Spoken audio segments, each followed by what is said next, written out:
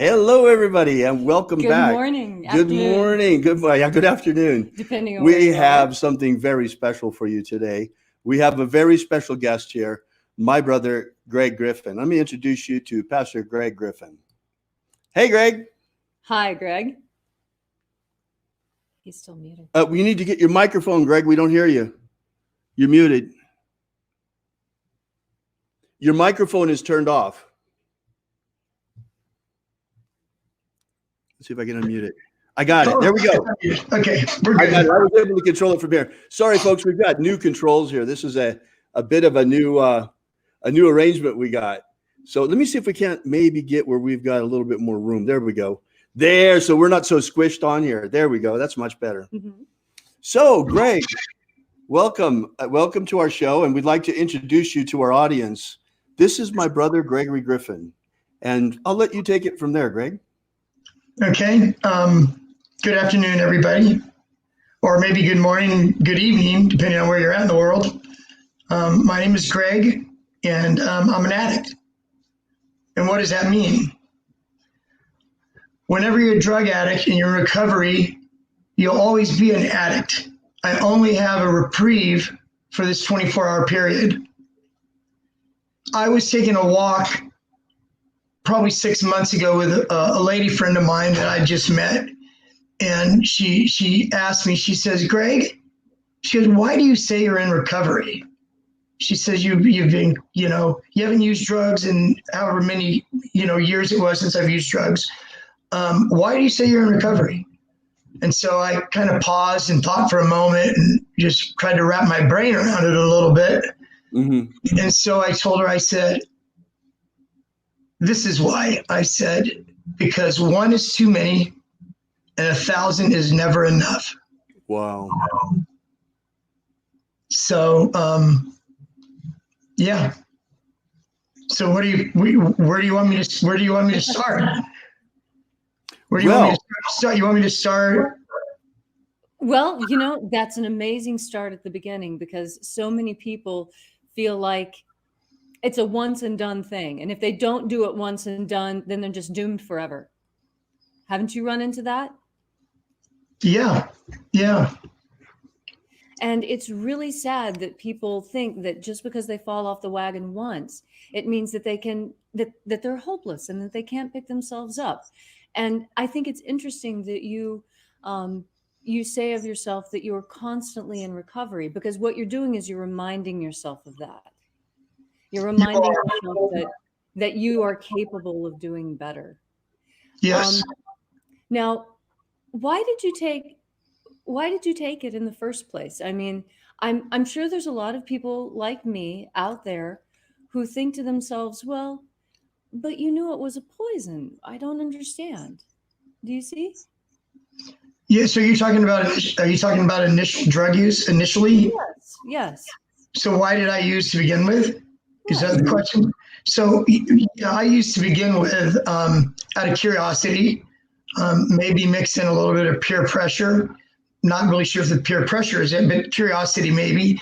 And from there, it just took off. From being this athlete in high school that trained all the time like a madman, to now being introduced to marijuana, joint. Everybody smokes it, right? Back in high school, at least probably 25% of high schoolers smoked weed. Right. And so for me, after that initial using, and I was around buddies, we used to score a lid then, we called it a lid. It was an ounce back then. And we used to buy joints at school. They were called pinners. You used to pay $2 or $3 for the skinny joint. Greg, anyway, can you back away from your microphone a little bit, please? Just back up. There you go. Good. Now we can hear you. Thanks. So anyways, when I started smoking pot, what it did was it opened the door to me to my new peer group. I was hanging around with a different peer group now. They used to call the stoners that were behind in our school as D dorm, and they used to hang out back there and get loaded. So anyways, through that, it opened the door to me getting trying methamphetamine mix. We had these things called cross tops, little white pills, had a little cross on the top. Mm-hmm. And I remember the first time I did those cross tops, it felt like it felt like electricity was coming out of my hair. It's like really, really, I really liked the way that it felt. So anyways, that progressed down the road to just various drugs and stuff. Right. There, and with that, there became legal issues where I started getting in trouble. Where I started getting in trouble for using, I didn't have money to go cop dope. I would go to the next door neighbors and break into his house, and I'd take his tool set and bring it down to wherever I could bring it down to, and I would sell it so I could get money to use. And so I didn't have really too many boundaries around that. If I was able to do it, I did it. You know, it was very, you know, looking back on it today, something I feel very, very bad about doing. I actually had a chance to make amends actually to the next door neighbor. When I ran into him while I was running, after he moved away, I was able to make some amends with him. Oh, wonderful. So yeah. So anyways, as I said, the ante went up the more and more trouble that I got into. Right. I don't know how far into, you know, my legal history you want me to go. But anyways, it ended up, you know, starting out with county jail for 6 months. And then from there, it was a year in county jail. And then from there, I went up to Nevada, up to Lake Tahoe, Reno, Nevada, there, and wrote a series of checks over a weekend, a drunken weekend where all I was doing was drinking and gambling, and was able to write these checks, checking into the casino, checking into the hotel. My attic mind and my own cleverness, which was crazy because I was bound to get caught doing this, was I would take these checks that I got, and I couldn't cash them at a cashier's place because a couple of weeks before that, we ran that out to where they wouldn't cash any checks for us. So what my brilliant mind did was I checked in to the hotel, let's say Caesar's Palace in Lake Tahoe, and I would check in for 4 nights in the afternoon, and then in the evening at 2 a.m. I would go to the desk and say I had an emergency in the family. And so what they had to do is they had to give me back 3 nights of a suite that I was staying in at $200 a night. They had to give me back $600 cash because they treated it like cash. So anyways, that ran out. I ended up going to county jail. Security guards surrounded me and all. I had 2 fake IDs. I had one of not my brother David, my other brother Mike. I had his ID and somebody else's ID. Oh my goodness. And so when security caught up with me and they found these IDs on me, they said, well, you're not this. Who's this guy? Has your last name? So it's my brother. And who's this other guy? So anyways, that happens. I didn't really realize how much trouble I was in at the time for writing checks. Each check in the state of Nevada carried 1 to 10 years in the penitentiary. Wow. I plead bargain to 1 check. So writing the check at the hotel, 1 check is what I plead guilty to. And they give me 5 years in the state prison for that. Wow. So yeah, that was pretty. It was. You would think that it would have gotten my attention. You would have thought that. Right. And so as it was, I was in prison, I think for 2 years, and my brother David, who is now interviewing me with his lovely wife Leslie, my brother David came to me and he said, you need to go to a drug treatment program, Greg. I'm willing to put up, $3,000, whatever it was, David. I don't know what it was. I still owe it to you this day, even though that you swore it off and said we're even at whatever point in time. Maybe, we'll see. Anyways. Doesn't matter, Greg. It doesn't matter. So anyways, I went to a drug program. David paid my entry fee. Stayed there 6 months, left prematurely again. They thought I had a foundation underneath me. It was only a matter of time until I started using again because I had nothing in place. I had nowhere to go, no new friends to hang out with. So I went back to my old ways again. And so anyways, I violated my parole, which was in California, and I was instructed to go back to Nevada. This is 1989. So I went back to Nevada, and I was supposed to go report to the parole department, but I didn't. So I stayed there, started drinking and using again, went to Las Vegas from there, and that's when I was introduced to heroin in 1991 in Las Vegas, Nevada. So coming from this guy that was smoking weed back in what would have been 1977, which people say, there's gateway drugs that lead to stuff. So for me, it was either pot. No, it was either cigarettes, alcohol, and pot. Yes, that's what. Sorry about that. So, anyways, for me, it was marijuana that led to that actually set off the chain of events where it slowly and gradually it ended up me trying heroin. Didn't get strung out right away. I kind of liked the way it felt, except it made me itchy. And before I know it, I was hanging out with a buddy of mine that was an addict, and before I knew it, I had a heroin habit. Wow. So, yeah, and it was.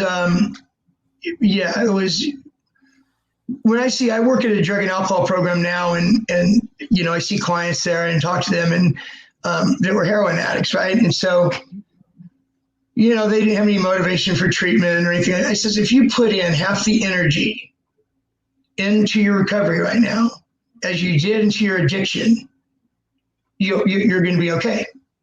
Because being a heroin addict was hard work. It was hard work.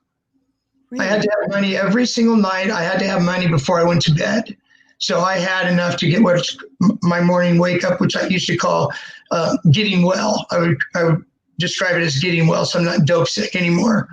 And so then when that happened in the morning, whenever we caught dope and we got well, then that's when the wheels started turning again, and where me and my buddy had to decide, what are we going to do today to hustle up the money, to fix again. And so that was an ongoing pattern. So, besides 91 to 97, besides getting locked up, got caught for paraphernalia, I ended up going to county jail for 30 days. And another time I had an open container, so I went to jail for 14 days. So that's a grand total of 44 days. So 44 days. From 1991 to 1997, there was 44 days during that period that I didn't use heroin, that I didn't shoot up. I shot up every day, several times a day. And so my brother David here, that's back then, he used to do tours. He speaks 7 languages. Anyways, so he used to check on me because as part of his tour group, one of the stops was Las Vegas. And so whenever he was in Las Vegas, whenever he's in Las Vegas, he tried to check in on me. And it's funny. Here's a little bit of a story about Las Vegas and David. One time I was in the Golden Nugget. That's where David used to stay, the Golden Nugget. And so I went to meet him, and it was early in the morning. It was like 5 in the morning or something like that, 6 in the morning. And so we were in the casino. We were talking about something, and all of a sudden security swooped on us. And so security asked me what I was doing, going to kick me out. And then David said, what are you going to kick me out to? I stay here. And so anyways, they said, well, if this is your brother, you shouldn't be hanging out with him because he's not welcome in this casino and he's not welcome in any of the other casinos around here. So, so that was very interesting.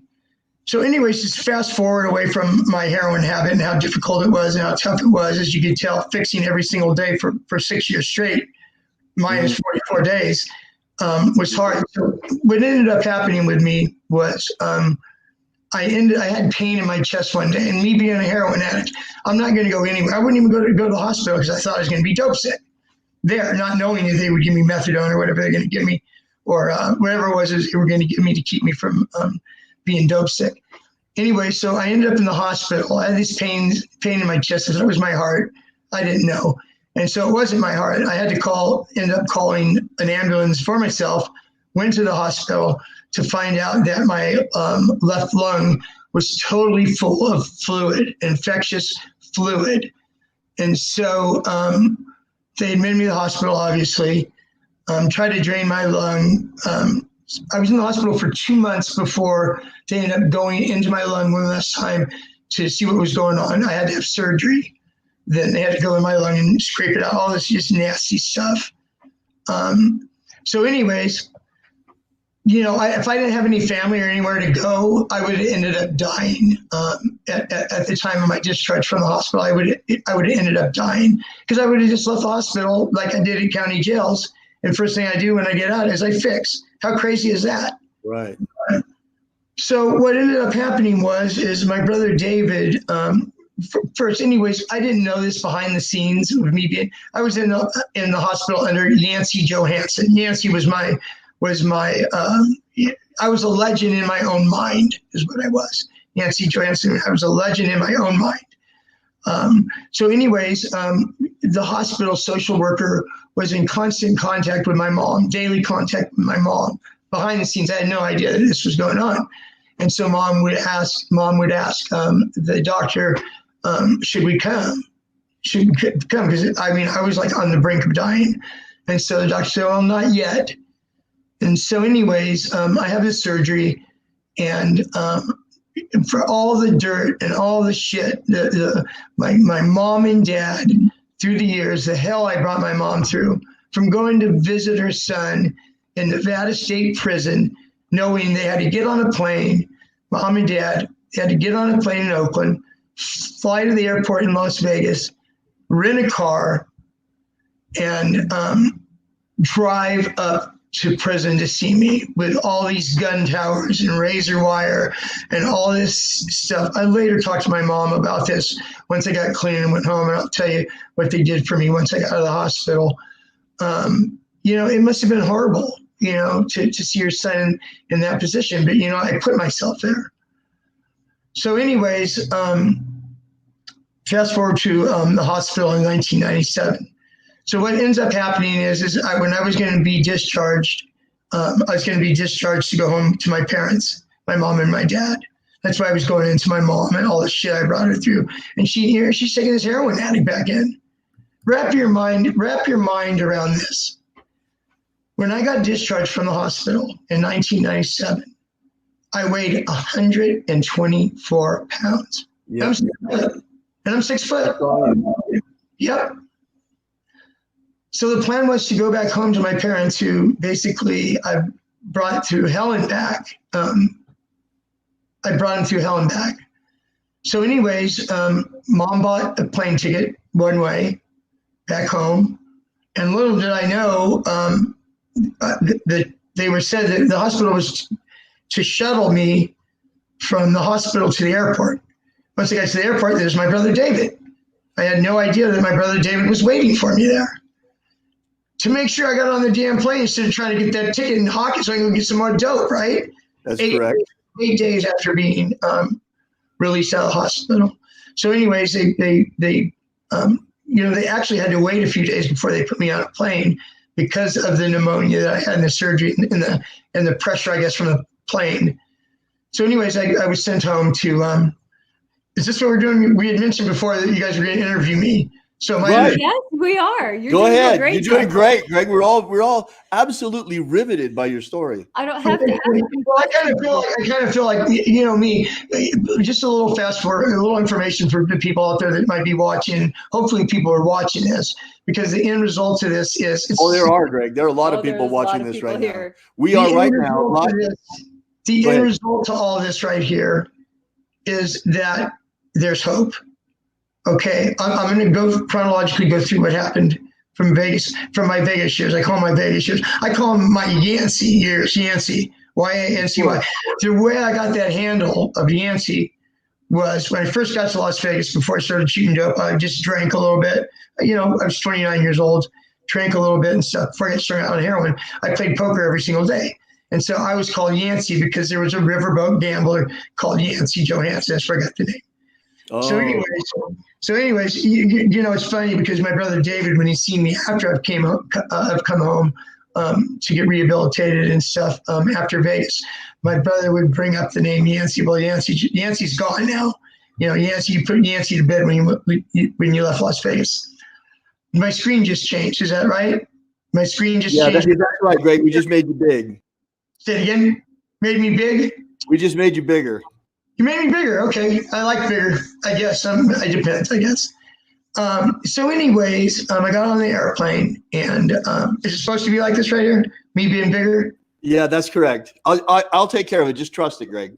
Okay. All right. So anyways, I fly home to California. Mom and dad picked me up from the airport, and I come home. Coming home to my childhood house, the only house I have ever known, with some neighbors still in place, that were there when I was, going through junior high or high school. And I remember very vividly that Bob Burgess, who was a pastor at a church by where we lived, later on, after I got a little bit more healthy, Bob would tell me, he says, boy, I was worried about you. He says, you looked like death warmed over. Couldn't believe it. He said, you look like death. You did, Greg. When I put you on the plane at the airport, I thought we were going to lose you. You were really, really, really bad off. Well, you weigh what, 180 pounds now? Yeah. I actually have gotten up. Well, actually, my highest weight since I've been back was 211, which is too heavy for me. But Right. Because if you work on it and stuff, you change your body, you change your life, right? That's right. So, anyways, David, it's I didn't really know that and see that through your eyes about that. You thought you were going to lose me. All I had to do was wrap my brain around 124 pounds. And my sick head. This is what my thoughts were when I went back to my childhood home. I thought I was going to go there and get cleaned up and put some weight on and be better and go to Las Vegas or someplace like that, because I'm the kind of guy that I loved the action. I like the action. I want to be in the mix. I want to be in the action. Right. And so little did I know then at that time, I came home. I actually came home May 10th of 1997. It was my parents' anniversary.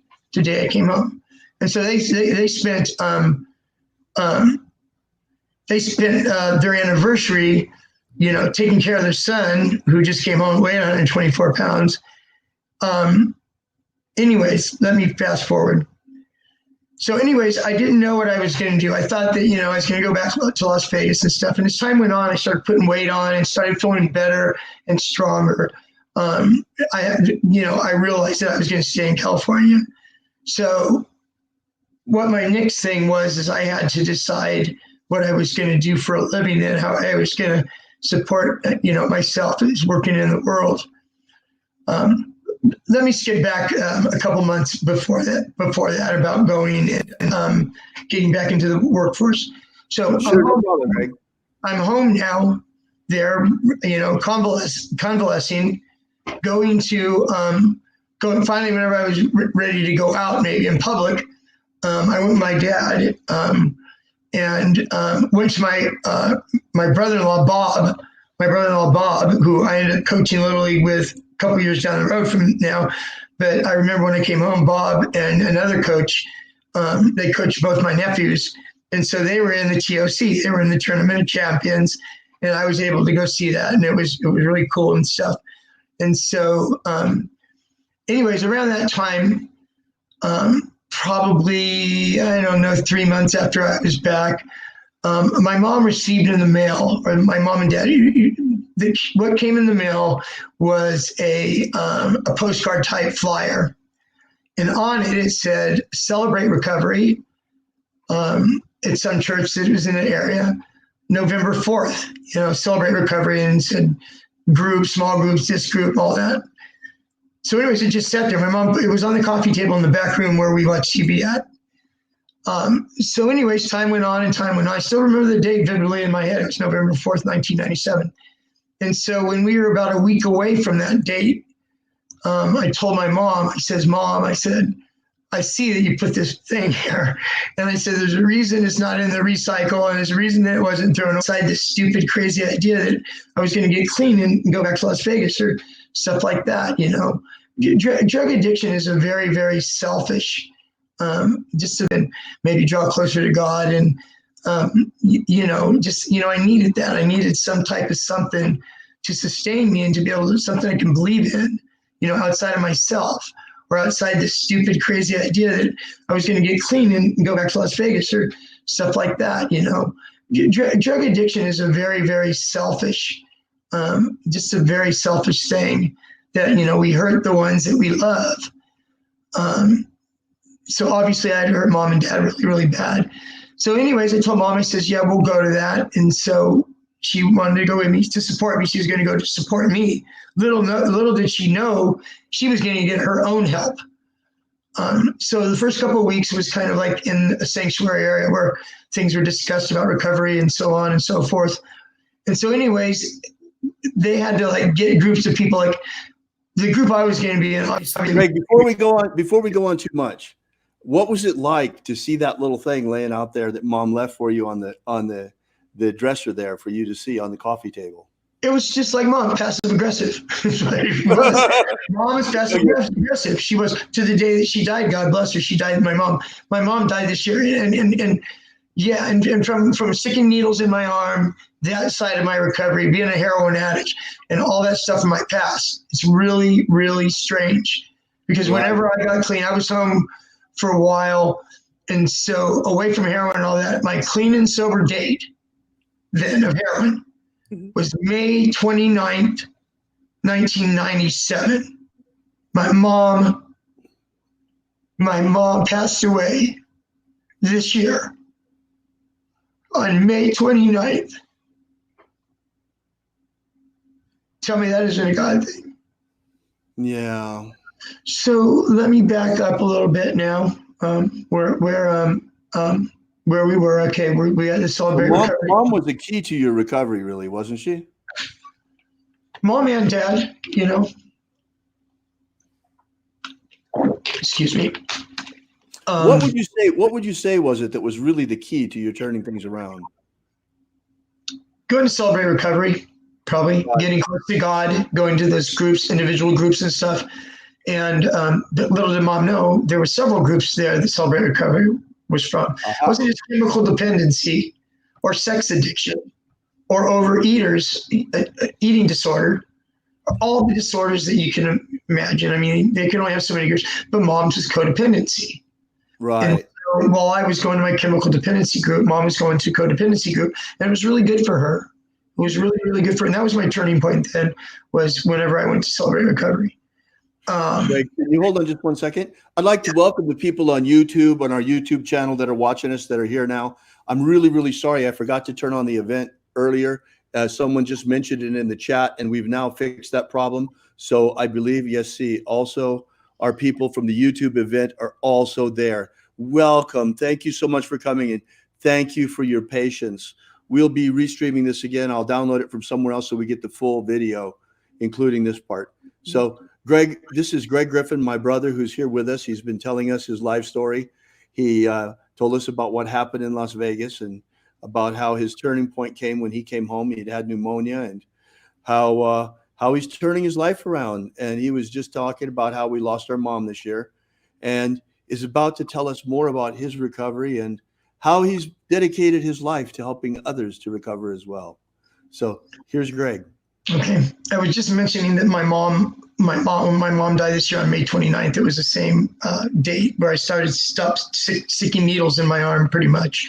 So it was very, it was a God thing that things happened at that, in that timing of it. So anyways, Mom, went to her groups, her group, and, I continued in my group. And at that point in time, I had to, think about what I was going to actually do for a living. Before I get into that, not just Mom just wasn't in that equation of healing and of drawing closer to God. My dad, who was an atheist his entire life. I remember us going to church on Sundays. Mom would bring. I remember that too, Greg. She couldn't. There's no way we could get Dad to go with us. No, Dad was watching football, of course. I wanted to stay and watch football my own damn self, for crying out loud. But anyways. Of course, it was good for you. Yeah. So anyways, Dad had no choice, really. This is when fast forwarding to 97, 98, 99, my early years in recovery. My father basically had no choice. He had a choice, but his son coming home, heroin addict, 124 pounds, Mom, taking me, and Mom getting all of her own personal help, setting boundaries with Dad or whatever, however that looked, how that looked for her, where she was at in her recovery, really was in her recovery as well. Got my dad's attention, and my dad started going to church, and started going to church on a regular basis. He became really good friends with some people he met at church. And I remember seeing my dad. I was sitting a little bit behind, and my mom and dad were sitting together. And there's a period of time before the sermon or message of the day was spoken, that there was worship time where the music would play, and we were Baptists. So, I mean, out there Baptists.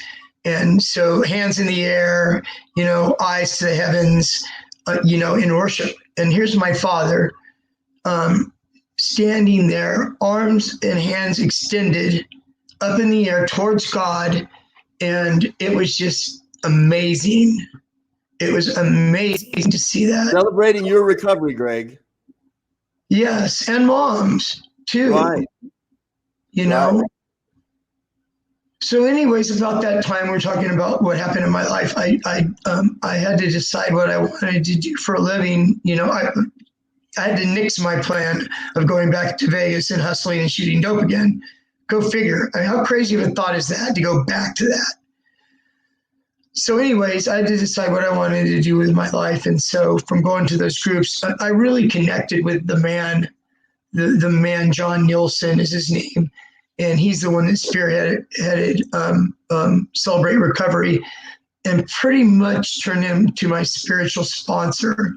Kind of took me in and put me under his wing, and just kind of walked beside me, And I remember vividly one of the things that he told me about things. He says, Greg, it's not that difficult.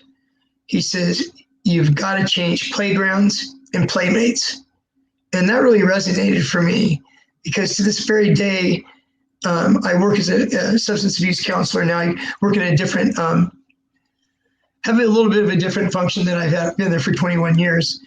But anyways, I mean, the clients going through there that desire to be clean and sober and lead a clean and sober life, basically that in whatever form or fashion that changing playgrounds and playmates has, it's like one of the number one things somebody can get some clean time. You can't go back to the old neighborhood where the people are doing the same things, and you can't hang out with the friends.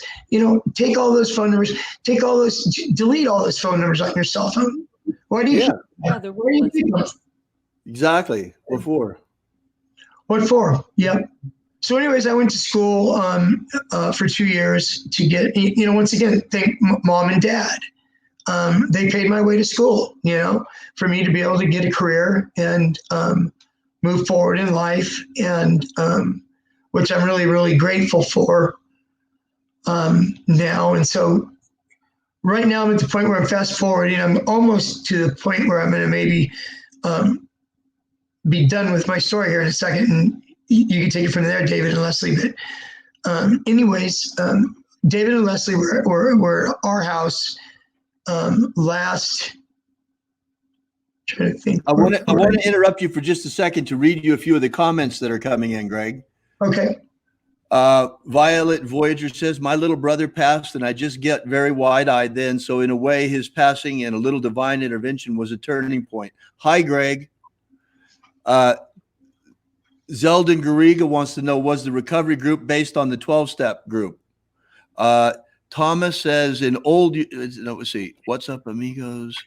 Elmar says, I'm also in recovery, clean from heroin and crack for over 20 years.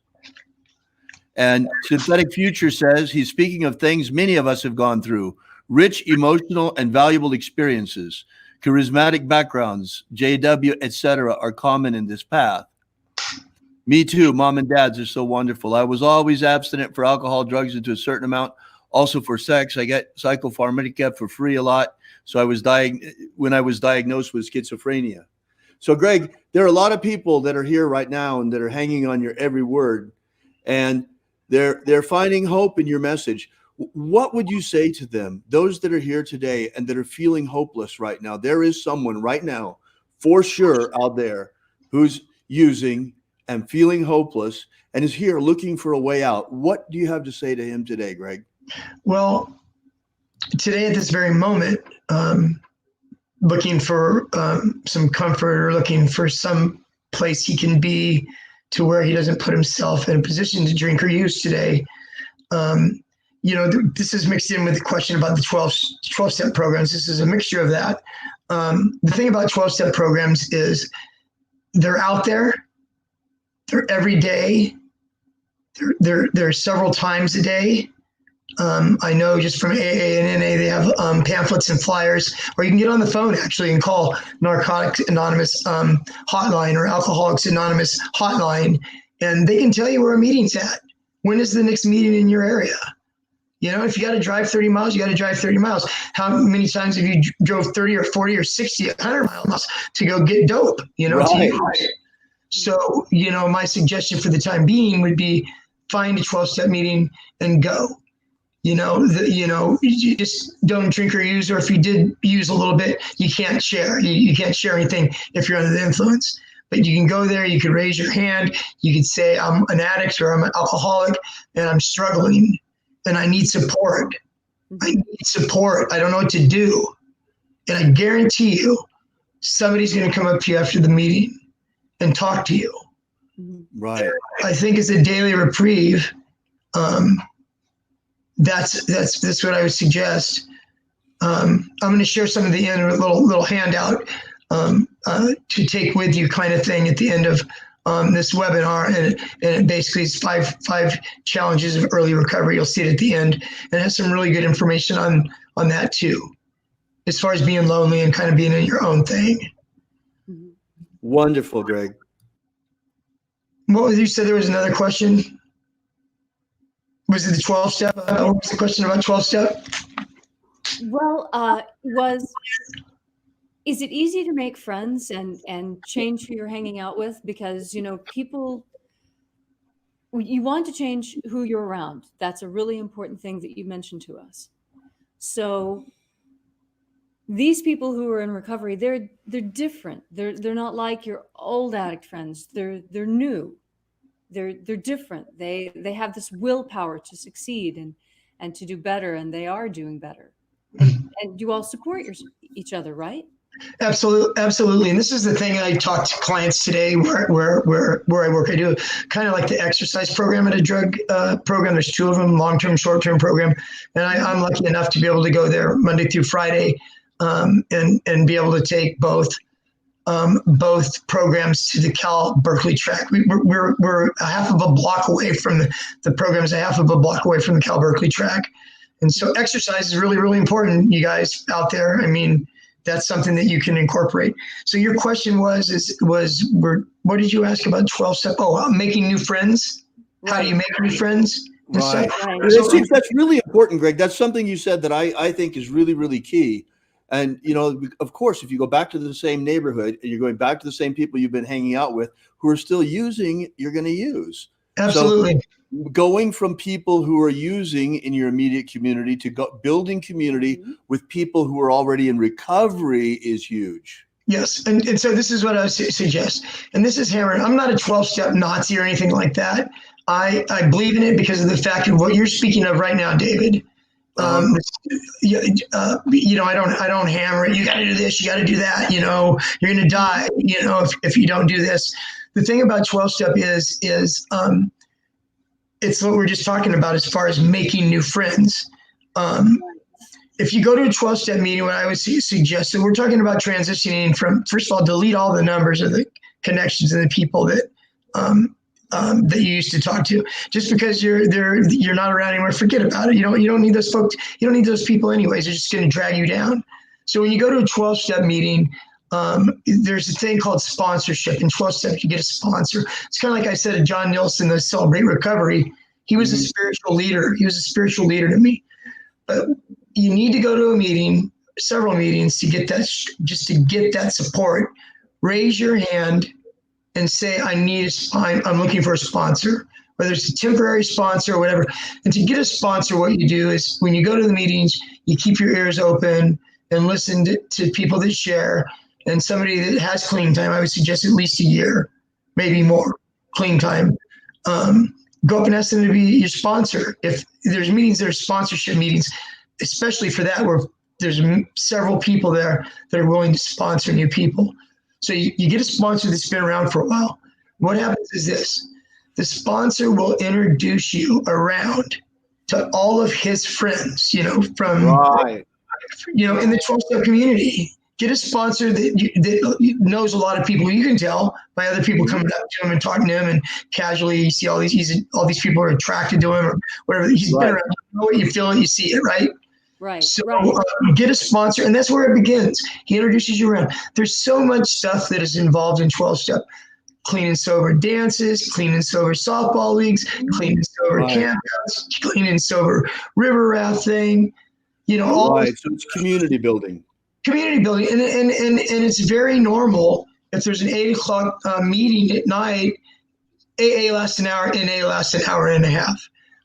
It's very common that after a meeting, a group of people go to the local coffee shop or wherever afterwards to fellowship. Right. And all of a sudden you see this construction worker over here that's been in the union for 25 years, that's got 5 years clean. You see this, you start talking to these people, you start picking their brain. You start finding out, what was it like for you? How did you stay clean your first month? What did you do to stay clean? Right. Asking people, and that is the beginning of building a foundation of friends. Ones that actually really care and give you. The other people don't give a shit about you. Right. Right. Well, now I've also heard that it's important when picking out a sponsor that you find someone who is of your same sex, that you don't get into the opposite sex sponsorship, because the first thing you need to learn to take care of is yourself. And then you need to learn to take care of a plant. This is when I was working with 12-step programs in Omaha, Nebraska, the program that I was working with, they recommended that you first start taking care of a plant. And that as you learn what the plant needs and how to be regular with taking care of the plant, like you're regular taking care of yourself, then you can move up to, say, a cat or a dog. And then once you've built a relationship with a cat or a dog, then perhaps you're ready for a romantic relationship. But I actually have seen problems coming up when someone in recovery finds someone who is absolutely gorgeous of the other sex, who is also in recovery. Yes, I want that to be my sponsor. I've seen that train wreck before, and I really caution people against it. It can be beautiful. It can be beautiful. I didn't get to see that part of it. Yeah, it's for obvious reasons. We don't want the male, female, or that, for obvious reasons. Also, I mean, in 12-step, they have meetings that are stag. You can look for stag meetings, which are men only meetings where you can go to be able to talk about stuff that, right. And if you accidentally walk into a stag meeting or a doe meeting, they're very kind. They'll let you stay, but you're not allowed to say anything. There's so many good 12-step programs out there. When I was in Omaha, Nebraska, there was a meeting every 3 hours, 7 days a week somewhere. Right. Yeah. They have them all over the place, everywhere. That's right. Get dropped off from a helicopter in Salt Lake City, Utah, and I guarantee you go someplace, go to the phone book, call the NA hotline or AA hotline, and you'll find a meeting somewhere in that town. Almost any town around that, there's meetings. It's amazing how far it's grown. And yet, it was faith-based recovery that turned you around, if I understand you correctly, with the Celebration Church. Yes. Now, how is that different from the 12-step program? Well, it's different from the 12-step program in the manner that the higher power. I've heard it said in AA meetings, if you're higher power, you can even make a doorknob your higher power. And there's acronyms, group of drunks, right? Got good orderly direction. There's these acronyms for the God thing. So yeah, I mean, Jesus Christ, the Holy Spirit is the higher power, and so that's what's hard. That's what's some people get stuck on the God stuff because it's all over the place. Realize that we were. What was step 2? Came to believe that power greater than ourselves could restore us to sanity. Right. People get led down that road. Some people don't like it. They back off. They say, see, that won't work. You know, nowadays they have a life ring. There's 12. They have a life ring, which is atheist program. You know, God's not in it. There's it used to be called it used to be called Rational Recovery. Now it's called Recovery Dharma, which is a Buddhist 12-step meeting that they have. They have MA, Marijuana Anonymous, CA, Cocaine Anonymous. They have all of it. And then venture outside of drugs and alcohol, you know, Overeaters Anonymous, Gambling Anonymous, you know, because it's been proved to have worked. The thing, it's not a bad path or a bad way to live your life in general, even if you're not an addict. You know, wrote down an inventory of, you know, everybody that, you know, I've hurt or harmed, you know, in your life, and willing to make amends to them. You know, not a bad idea for just right living, to live your life the right way. Right. You go back and you make amends. You know, I had to do a lot with my mom. You know, we would come home on a Tuesday night from Celebrate Recovery. You know, she had her own stuff going on. I had my own stuff going on. I would pull in the driveway, and the engine was turned off. And, you know, I told Mom, you know, it's a fucked up message I got when I was a kid. Children are to be seen and not heard. You know, we received some fucked up messages. We received some messages that weren't okay, you know, growing up. And, you know, she wanted to argue a little bit about it with me. And I said, you know what, Mom, I don't want to argue about it. I'm just saying it because, you know, it's just been on my mind. And we talked about it in my group and stuff like that. I don't mean to be attacking you or anything like that. But it was really good. It really, really helped me build a relationship with my mom. You know, be in a beautiful relationship with my mom. God bless her that she just passed away, you know. To fast forward a little bit, you know, with my mom, because, you know, I think I've kind of walked, you know, through most of, if you have questions after I'm done, please feel free to ask. But mom had been sick for the last year, and bless my little sister Lori's heart. She was there for her every step of the way. And so we came to a point to where we thought we were going to lose Mom. So before she died, like, thank God, Mom and Dad, my mom died May 29th. Mom and Dad got to celebrate their 65th wedding anniversary on May the 10th, 19 days before Mom died.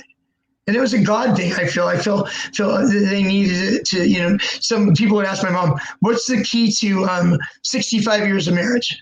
My mom would say, separate beds. Separate beds, Mom said. So anyways, Mom went to Stanford back and forth on these medical things. She just, you know, she had a autoimmune disorder where if she had a surgery or something like that, or had anything done to her, she couldn't heal properly. And so anyway, she was rushed to the hospital in early May. Me and my sister were there, and they brought her in an ambulance. And my sister yelled, she's having a stroke. She's having a stroke. She was having a heart attack, actually, is what it was. They brought her to the hospital. They revived her. She came out of it. 2 days later, she came out of it. And I told her, I said, Mom, I got to feel what it felt like for you to die, because I thought you died. And I said, from this moment forward, you are now my bonus mom. And she loved that, the bonus mom, because she was, you know, and it gave me an opportunity, you know, those last few weeks to really love her up. I loved on my mom. Love on your family, you know. They're not going to be here forever, you know. And so now we're at a place where, you know, my dad, you know, 65 years married to my my mom, currently my father. I mean, he's having a hard time. I mean, 65 years. And he's got some dementia stuff going on, you know. And so I'm there for him. I live with my dad. I help take care of him with my sister. And so anyways, I had a moment with him an hour and a half ago, 2 hours ago. It was a touching moment for me. Before, you know, I always usually leave a note to tell Dad where I'm at, you know, where I'm going, when I'll be back. I put my phone number there, and Lori, because he's got a little bit of dementia, and, you know, we have a new thing with area codes. You got to dial the area code, even in your same area code. You got to dial the area code first, then the number. And so we have to write that there and remind Dad that, we should do that. So anyways, this was at noon. So around 11, I was taken off from the house, and I went in. My dad was in bed. And I told Dad, I says, I'm going over to Lori and Bob's right now. What are you going to go over to Lori and Bob's right now? I said, I'm going over to Lori and Bob's right now because David and Leslie are going to interview me, or I'm going to get to share my story a little bit. By the way, whenever I found out, I think it was last Thanksgiving, that I was going to be able to share my story, when I was invited by David and Leslie to tell my story, it excited me. And I said a prayer before I came in that if it could impact just one person, it would be successful. So I told Dad. Oh, Greg, you've impacted more than one person, brother. There are a number of people here. I can feel the Spirit of God moving on people through your words, Greg. There are people that are going to be touched. They're coming out of this, watching this different today. I can guarantee it. That's good. That was the hope. That's the hope. That's the hope. So anyways, I told Dad, I said, I'm getting interviewed by David and Leslie, telling my story about, my addiction and heroin addiction in Las Vegas and stuff. And I got teared up and just went over and I just hugged my dad up and just told him thank you for all the stuff that you've done for me. If it wasn't for my mom or my father, I'd be dead right now. I truly believe that. And so, sobriety is a wonderful thing. Oh, Greg, it's so beautiful. And we're so pleased that you will share this story with us. I'm sure that there are a lot of people out there who have similar stories, but they don't have the confidence that you do to share this story. Thank you, Greg, for making yourself so vulnerable. There's so many people who are looking for help and looking for hope, and you being so honest and so open and so vulnerable is opening the way for people right now in this very moment. Because they can see that you are like they. And you're not a bullshitter. It's like there's no lie in you. It doesn't exist at this point. Not anymore. When I used to sell the phony jewelry on the streets of Las Vegas, there was a lot of bullshit in me. Oh yeah. That was Yancey. That was Yancey, yes. Not Pastor Greg. Yeah. And a lot of it too is like Bob's in the room with me right now. Bob's the computer guy, and my brother-in-law, I love him to death. And my sister Lori, it's just, and then Dad at home. I mean, I'm surrounded with, love and friends and caring and all that. And it's what life is all about, is relationships. Absolutely. And stuff. So for those out there that are struggling, I mentioned the 12-step stuff, when you pick a sponsor, pick somebody, you got to remember, there's going to be a part of vulnerability to you as you work the steps with your sponsor. Find somebody that you feel like you might be able to open up with and share. Because I'll tell you what, in sharing your hurts, habits, and hangups with somebody, there's power in it. To be able to name it and say it and put it out there and process it with your sponsor and move through it. There's so much power in that you let it go. You let it go. It's gone. It's the past. Move forward. So yes, any questions? Are we going to open up for questions or anything, David, with anybody? Or are we set up to do that, or in the chat, or are we going to be able to open up with anybody to share? Yeah, we will in just a second, Greg. Okay. What else? All right, do you got? I'm going to take a look here and see if we've got. If we have, all we can do is read their comments. If you have questions, be sure and post them in the comments. Okay. Yeah, in this platform, we can't have them join in with us so easily. Maybe next month. Maybe in next month's webinar. The next time, Greg, that you want to come here with us, we're going to do this in a group setting where people can also talk to each other. Mm-hmm. Today we thought it was the best is to do this because you'll reach the largest audience. A lot of people will hear about this and will be moved by your message, I'm sure. Mm-hmm. And one of the things that I would like to mention is, we've talked about Buddhist recovery, atheist recovery, 12-step recovery, Christian recovery. There's also pagan recovery. for those people who don't feel comfortable with any of the above that have been mentioned. That's right. And there's also magical spells that go along with recovery. And there's Buddhist mantras that go along with recovery. And you've described exercise programs that go along with recovery. It's huge. Exercise. If I could give an addict that's recovering two traits or two things to gravitate towards. One of them would be exercise. Exercise, where you elevate your heart rate. I was a marathon runner, so I'm privy to the aerobic stuff. But it's so good to go out there for anxiety. For a lot of reasons, it tenses those muscles up to get out there and breathe. At least 25 minutes to be considered really a workout. Walking, right. Brisk walking is very, very important. And then the number two thing is humility, the ability to be able to be humble. And humility is not thinking less of yourself. Humility is thinking of yourself less.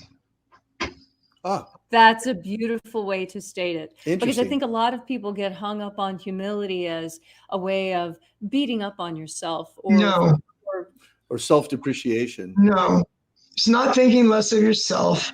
It's thinking of yourself less often. And I mean, this is number two. I mean, might be my top. It might be my top three. I don't know, but it's just a really, really good thing. You're going to a meeting. You're raising your hand. You're getting a sponsor that you can connect with, right? And you're doing this stuff. Being humble and being that's a big one. Being teachable. To be open and willing to hear stuff and suggestions on, what you should do or could do or think about doing. Because I'll tell you what, guy, it didn't work our way, right? We tried it our way. It didn't work. So, look for another way, and by being humble and teachable, I think that you're on your way. Wonderful, Greg. There's one thing that I would like to ask you about, because you mentioned this in your written biography when we were putting the page together for recovery. And that is the role of adrenaline. Are we talking about the addiction, about getting involved in addiction? Because are you referring to part of my autobiography? Okay, well, let me just put it this way. I know you pretty well, Greg. I've known you through this whole process. And, when you were a kid, when you were in high school, you were really, really driven. You were 4-year letterman, lettered in sports, lettered in wrestling. I mean, you were really, really good at what you did. You really excelled. But you yourself talk about how for you, what was so important was the adrenaline rush of it. And that's why you liked running marathons and stuff like that. So I'm wondering what role that adrenaline and considering adrenaline might have both in falling into addiction and in recovery. I think for you, for example, I'm sorry you had to have a hip replacement as a result of having run so much, but I think running was a blessing to you. You got a lot of the adrenaline from running that you would have gotten through the addiction. Yeah, that's true. So you're referring to the transfer of me having that adrenaline in my life in the past, and when that adrenaline. So I think what you're talking about, David, is when you're bringing up sports and all that. When I used to run and wrestle and competed in sports and stuff, I was driven there as far as, to win, to win the race or to do whatever, and got used to winning. I liked what it felt like. Like to win. There was a rush behind that. There was a rush, but you win a tournament, you're on the top step of the thing, you're getting this little olive branch, whatever the hell you get. There's this cool. It's cool. It's there wasn't a feeling like that at that time in my life. It's the best feeling I'd ever felt. So once I smoked that joint and graduated high school, and there's no longer any sports to be, any races to be, run, I really feel like my addiction in the beginning was almost like a replacement to that adrenaline. The euphoria that I got from doing methamphetamine, the euphoria that I got by doing cocaine, all the euphoria in that was wanting to have that feeling again, and we see how far that took me, didn't work. Right. Yeah. Wonderful. Are there any more questions? Yeah, and let's see if there are any other questions. I don't see necessarily here a question, but Greg, you're going to like this. Elmar says, Greg, you are talking to my soul. I am truly moved. Thank you so much. Excuse me. That's quite touching. Wonderful. I was excited all week. I've been excited. Me and David were talking about this. We've been talking about it for a while. Leslie actually said that, she teaches or coaches people and all that. And she said that she knew that there were people out there that, that needed assistance or hope, that needed, to have hope, without hope. I mean, you're just going to keep going deeper and deeper. And it got me excited, it got me excited. And so, yeah, it's very cool. I'm happy to hear those. I'll read those afterwards. Is there going to be a place for me to be able to read? Is there going to be a way that I can communicate individually with some of these people? Next time, not this time, Greg. On this platform, it's not really possible. You can see the comments. They're on the side there. If you click to the side on the comments, there's a comments button on the side of your screen. Oh, God, I see them. And then you can see the comments yourself there. Yeah, I'll take time to read these after. I'm just looking at a couple. God. Oh, we appreciate you, Greg. We appreciate your being here and appreciate your sharing.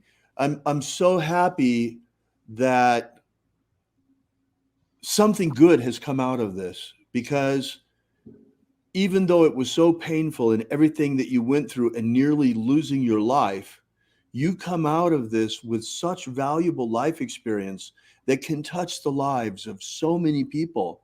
And in fact, in the last 20 years, has touched the lives of so many people as you've been working as a drug and rehab counselor.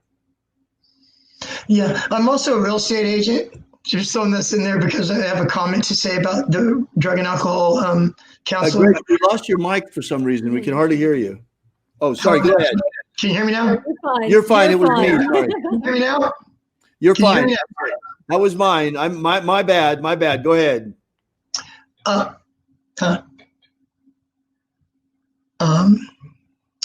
forget what I said. Whenever I talk about the drug and alcohol program that I work at, and people in my life that know me, going throughout the day, I'm going throughout my day, and they say, "Where are you going?" I said, "I get to go to Newbridge today. I get to go. I get to go. It's I get to go, not that I have to go.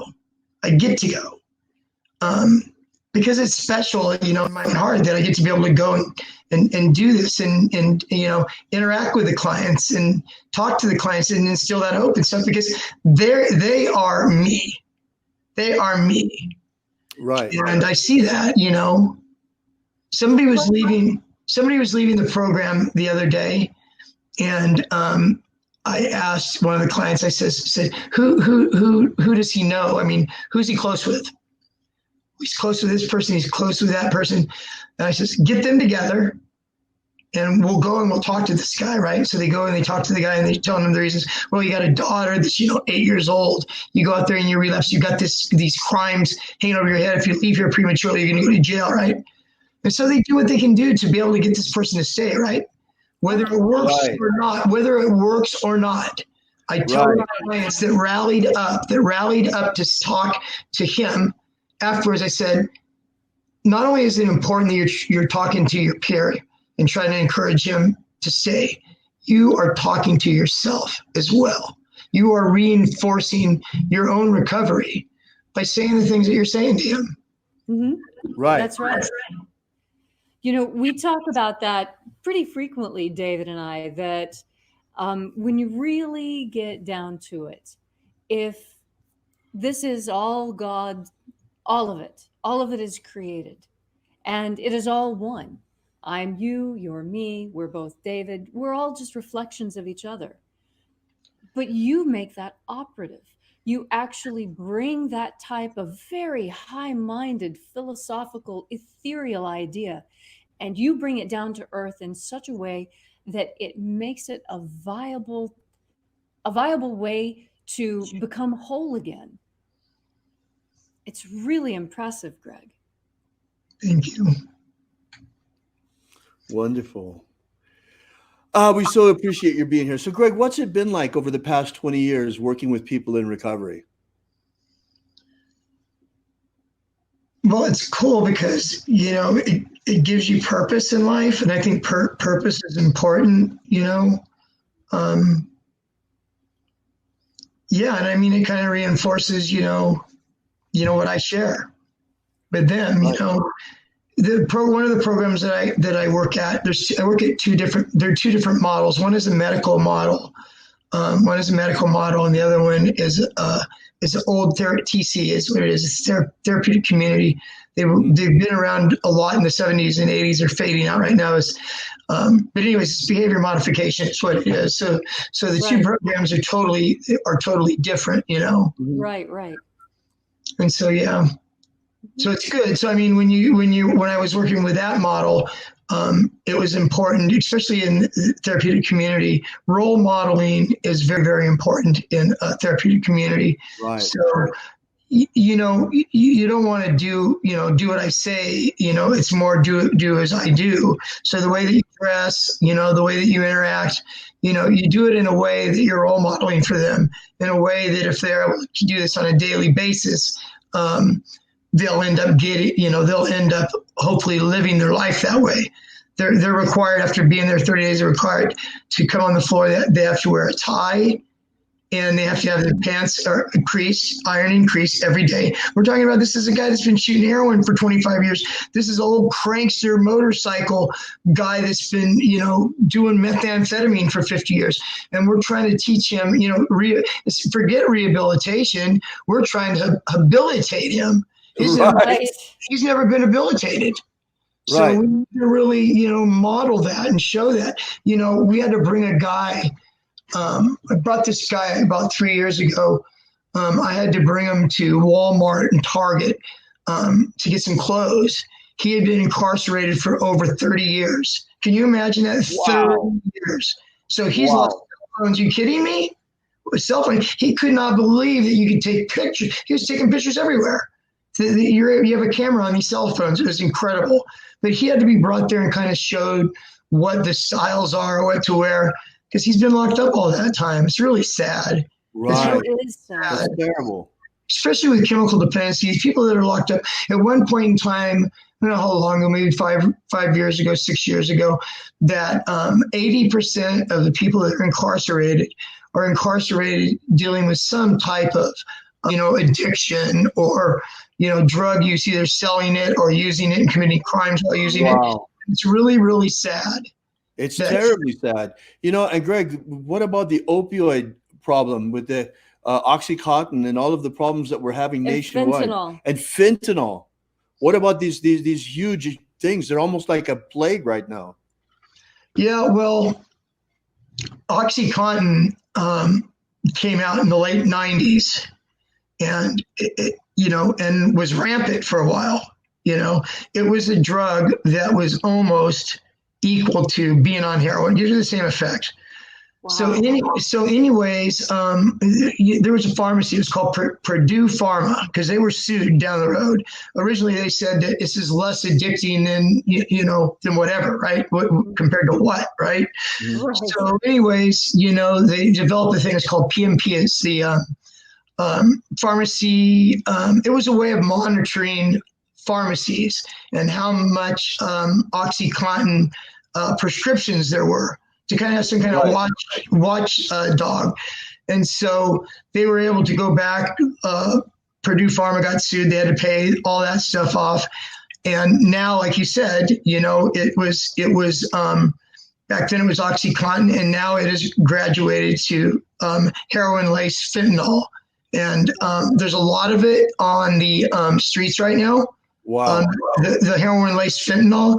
And I've seen I have seen people from in the program that I'm at, way more deaths in the last 2 years than I had seen. Actually, I have some. Bobby, you got that for me. This right here, I brought a little special effect. Can you see it? Yes. This Can you hold it a little bit closer? Yeah. Let me just make you full size. Oh, his camera froze. Whoa. This is a Narcan kit, okay? And what Narcan is paramedics use it in emergency Your rooms. camera froze for a minute. Can you hold it up again, please? You see it? Is that good?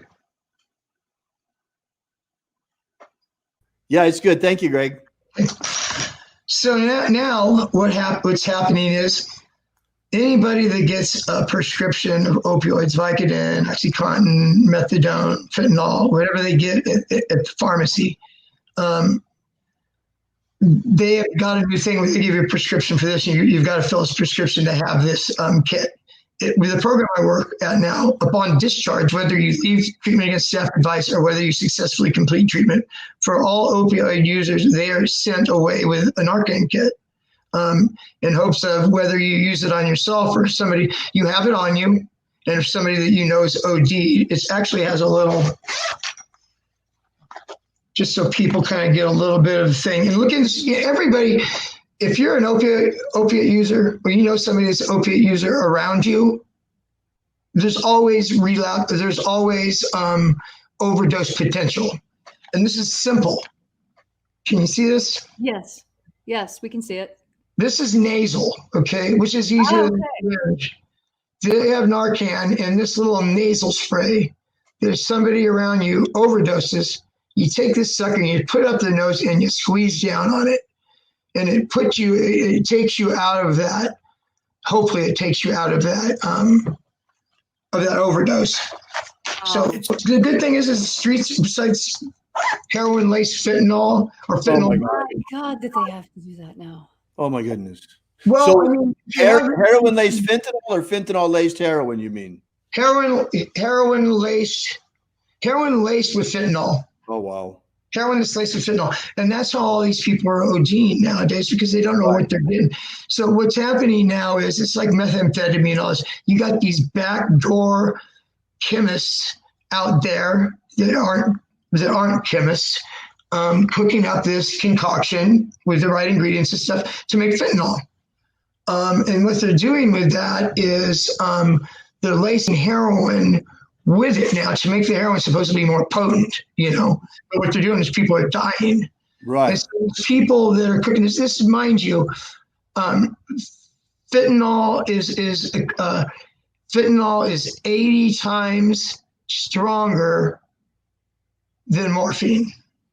So that is strong. So you can imagine you're going to trust this backdoor chemist making this fentanyl stuff that they're going to lace the heroin with to, you know, stick this in your arm. And that's what's happening. That's what's happening there. It's crazy. It's crazy how it's happening. You know, you look around. Sad, very sad. Yeah, look around the streets. Go to San Francisco, go to Oakland. This is my area that I live in. And you have all these homeless encampments and stuff and all these people that are strung out. That's why these Narcan kits are so important. You know, whether it's for them or somebody else, and whether if you lose it, they're out there. The more of them out there, the more lives can possibly be saved. Right. It's not a solution, but at least it's something out there that will help. Wow. Yeah. Well, that's amazing, Greg. Yeah, wow. It's crazy. I'm really sorry to hear that that's what's going on. It's really, you know, there's so many. I don't know. What do you think? I mean, of these homeless encampments, what's the percentage of people that are addicted there that have some sort of substance abuse issues? Over 50%. I would probably say 75 to 80%, but I don't know for sure. I don't have any statistics or anything on, but way over 50%, I would guess.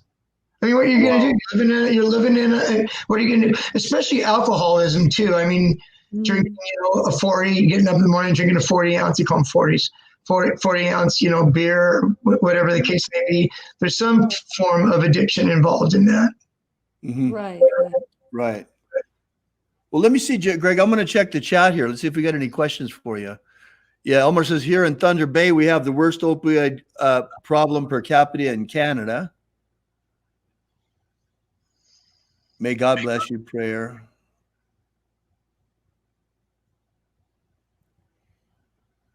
Well, I'm not seeing a whole lot of new. Oh, Greg, what are your thoughts on methadone maintenance therapy? Someone asks. Well, methadone maintenance, it's used for different things. It can be used for detox off of heroin. Mm-hmm. It's used quite often now for pain management. It is a form of drug that's used for pain management. So yeah, well, the one thing about methadone maintenance too is that as far as harm reduction goes, you're not at risk to get HIV, or you're not at risk to get hepatitis C, by doing that. So it was a lot of harm reduction as far as the addiction, in lieu of heroin, Right. And a lot of people, they have a new thing out. I don't know if folks know about it. It's buprenorphine. It's called buprenorphine, and what it is it's an agonist and it's an antagonist both. So what it does is it keeps you from being, this is for heroin addicts, opiate addicts, it keeps you from being in withdrawal. It fills those receptor sites, but it also, you can't take and go get some heroin and shoot heroin while you're on it, because those receptor sites are filled already with that. It binds to the receptor sites. So that's the new thing nowadays. It's the new thing that they're using nowadays. It's very interesting. Yeah. Well, that's interesting because it blocks the craving for the drug, but it doesn't change any of the behaviors that made you use in the first place. Well, it depends. If you're on this buprenorphine, and it's usually sublingual, you usually put it under the tongue and it melts. If you're on that in lieu of heroin, it could really impact the person, because you don't have to go out and hustle every single day.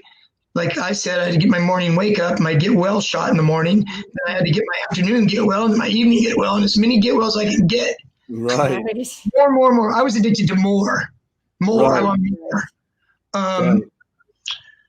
Yeah. So you said, what does it impact? I think it impacts criminality. There's less crimes because this person doesn't have to go out and steal or a woman prostitute or do whatever it is that you needed to do to get your money to shoot heroin. So you have this already. Same thing with methadone too, for people that are using it for maintenance from heroin, that it cuts down on the criminality, which is good, right? Right. As far as compared to what, right? Right. Better a poke in the eye with a stick than a poke in the eye with a sword. That's right. So where are we at right now, Greg, it's about time for us to start wrapping up. And I know that you had a handout you'd like to share. Can you share that with the screen share? Yeah, Bob, can you help me? My brother-in-law, Bob, is the technician. Here we go. Yeah, I know. Let's see if we can bring it up. Okay. That's page 1, and if when I get ready to switch, I can let you in. Right. So we've got the item up. How do we turn on the screen share? When you hit the screen share, and then you choose the window that you want to share, and hit share. Okay, share screen. Okay. Let's see.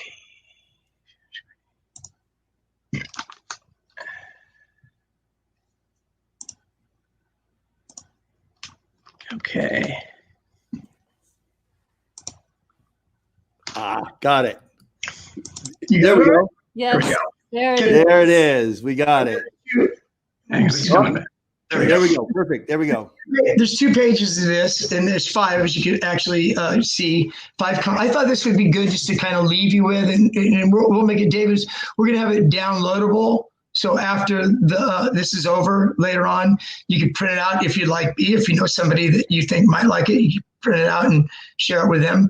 And so what it is so 5 common. I wanted to give you something to walk away with. That's it will be up tomorrow at alphaomega.church/download.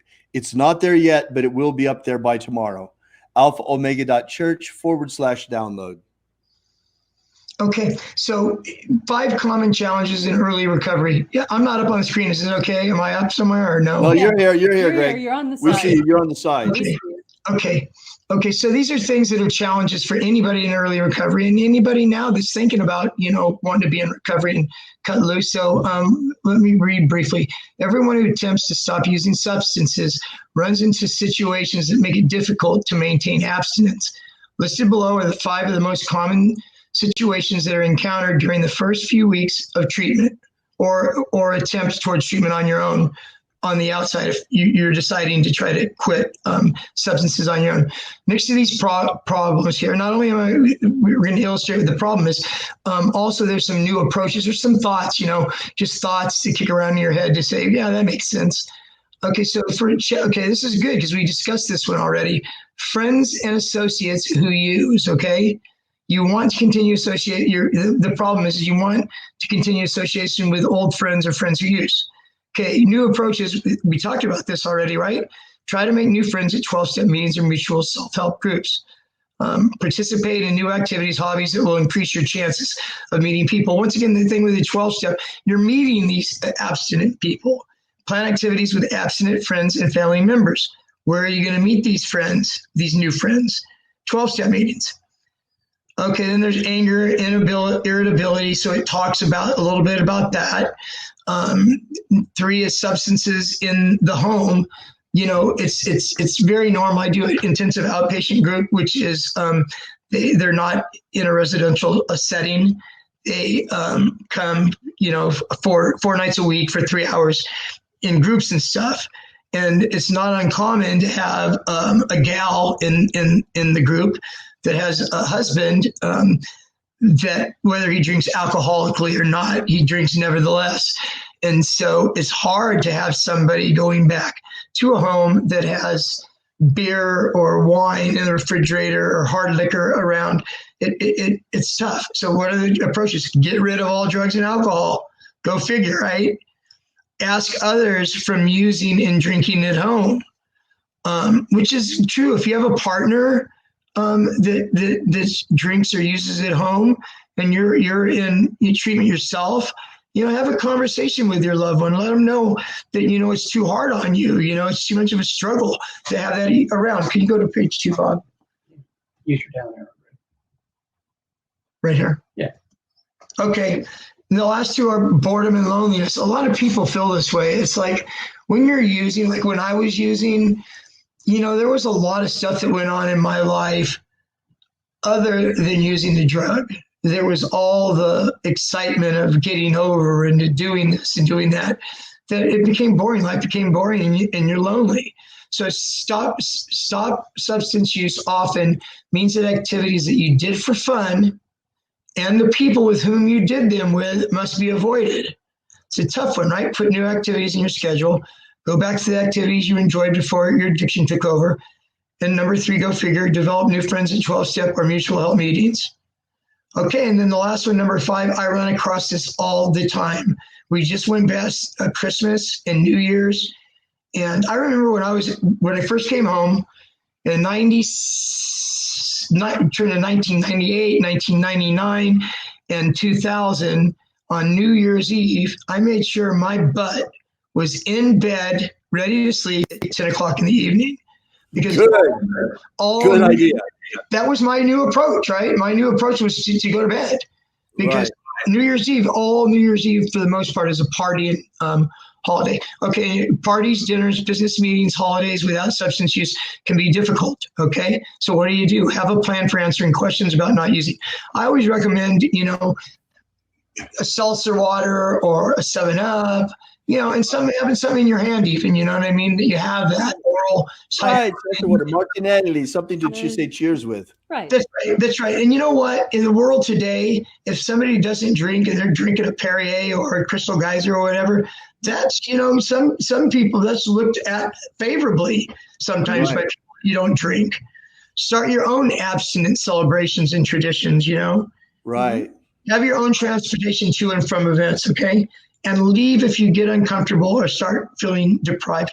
To add to that right there, to add to those special occasions or any occasion, be it, a wedding, a birthday party, whatever, I recommend for somebody going into this in recovery to bring a clean and sober friend with you that you know you're close to as your support, you know, Right. and to hang out with you so you have that. Or develop a plan, like it said earlier. No going in that if this happens and this happens, I'm just going to leave. You know, I give myself permission to leave. So Right. put together a plan. That's a big one right there, number 5, special occasions. Right. Yes, it is. Right. It's huge. It really is. So there's some That's questions huge. here on the bottom of, you know, the 2 questions are some of these issues likely to be problems for you in the next few weeks? Which one? How will you handle them? So what it's doing is having you identify what's coming up. You know, I identify that, you know, my wife's birthday's in 3 weeks, whatever it is, and how will you handle. So craft together a plan. Put together a plan. What do they say? What is it? Failing to plan is planning to fail. You know? Right. So plan ahead on those type of things. This was really wonderful, David and Leslie. I really, really enjoyed this. It's funny. I want to share with. How do I click off this, Bob? Yeah, let's turn off that screen share now. There we go. I got All it. right. I got it. We're good. Oh, Bob's pulling mine up too. We're good. Okay. Greg, the screen is yours. Okay. Let me see right on. There you go. Yeah, I lost my train of thought of what I was just going to say. So, anyways, I guess in closing, you know, thank you for thank you, David and Leslie, for giving me the opportunity to do this. It doesn't get any better right now as I'm feeling this and I'm saying this right now to the screen right here and reading some of the comments. Some of the comments that were there. This is just a beautiful, wonderful thing for me to be able to do this, to be able to share my story with somebody. Am I perfect? Heck no, I'm not perfect. Do I still have issues? Heck yeah, I still have issues. It's called the human condition, for crying out loud. That's right. And I got my brother-in-law, Bob, that did this computer stuff for me and pulled these up. I love him to death. He's been so supportive through all this with my dad, you know, taking care of my dad. And, you know, I told my sister to go back to mom and dad, you know, the bonus mom and all that with my mom. I tell clients at work, they found out that my mom had passed and, you know, they give me their condolences and stuff. And I said, you know what? I said, after all the stuff that I've done in my life and lived, me and my sister were there every step of the way with my mom. And I told my sister, I said, my job right now, I live with my dad, so I'm caretaking with my dad. My sister co does that, and my brother-in-law Bob does that too. I told Lori, I told the clients, I said, you know what? I could not have had more resolve and a better sense of closure with my dear mother when she went. And my goal is to do the same exact thing with my father. That's great.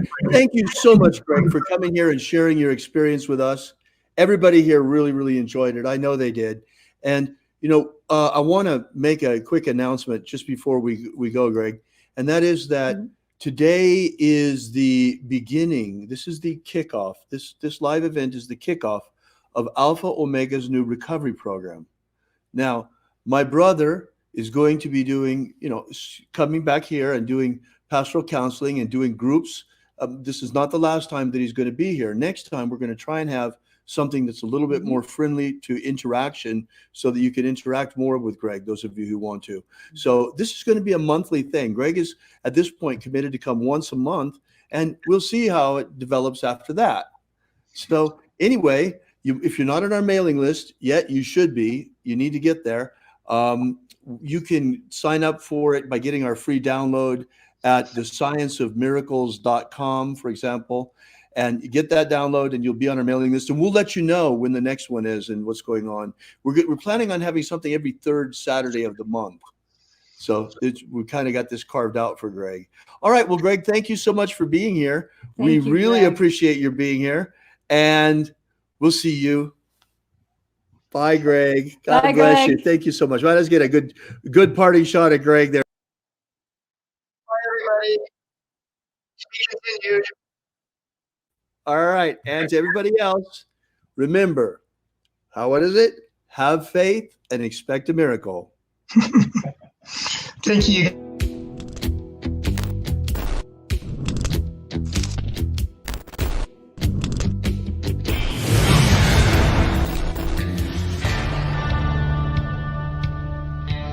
Alpha Omega.